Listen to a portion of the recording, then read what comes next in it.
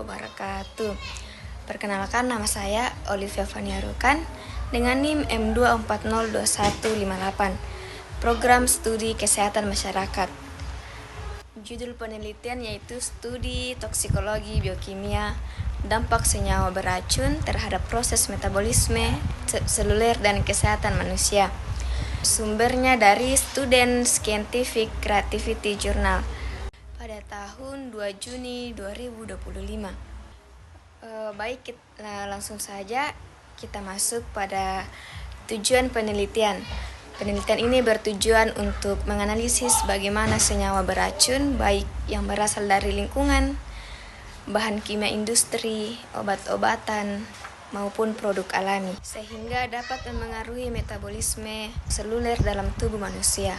Fokus utamanya adalah memahami interaksi antara senyawa beracun dengan biomolekul penting seperti protein, enzim, dan asam nukleat yang berperan dalam jalur metabolisme energi dan detoksifikasi.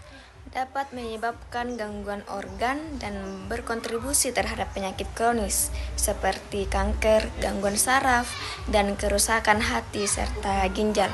Yang kedua itu metode penelitian.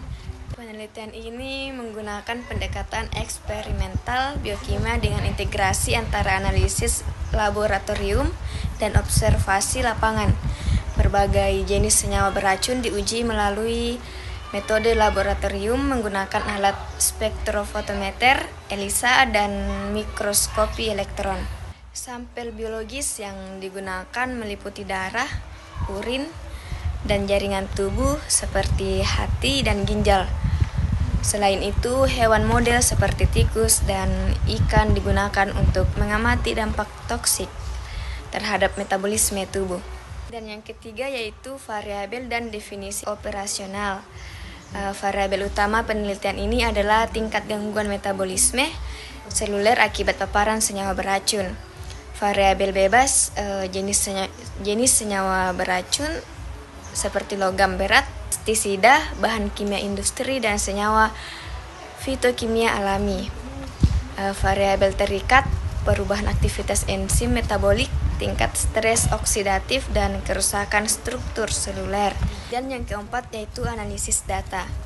Analisis data dilakukan melalui pengukuran kuantitatif, hasil eksperimen, dan interpretasi kualitatif berdasarkan perubahan morfologis serta aktivitas enzimatik.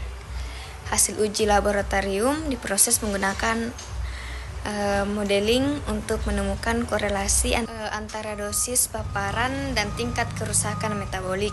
Dan yang kelima yaitu hasil penelitian. Penelitian ini menunjukkan bahwa paparan senyawa beracun dapat menyebabkan berbagai gangguan biokimia pada tubuh manusia. Logam berat seperti merkuri dan kandium terbukti menggunakan fungsi mitokondria, menghambat pembentukan ATP dan memicu stres oksidatif. Pestisida dan bahan kimia industri meningkatkan produksi radikal bebas atau ROS yang merusak lipid, protein, dan DNA. Baik, kita masuk pada kelebihan dan kelemahan penelitian ini. Kelemahan penelitian ini masih memiliki beberapa keterbatasan. Pertama, sebagian besar data bersifat eksperimental dengan pendekatan model hewan, sehingga hasilnya belum tentu sepenuhnya mewakili kondisi fisiologis manusia. Yang kedua, penelitian belum mencakup pengamatan jangka panjang terhadap efek kronis paparan rendah. Poin kelemahannya yaitu model hewan tidak sepenuhnya mempresentasikan manusia. Tidak ada longitudinal terhadap paparan jangka panjang.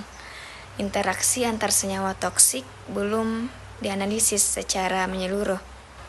Dan kelebihan penelitian ini memiliki keunggulan dalam kedalaman analisis dan penggunaan teknologi modern. Selain itu, penelitian ini menyoroti keterkaitan antara toksikologi dan metabolisme seluruh secara sistematis. Mungkin itu saja yang bisa saya sampaikan. Sekian dari saya. Kurang lebihnya mohon dimaafkan. Wassalamualaikum warahmatullahi wabarakatuh.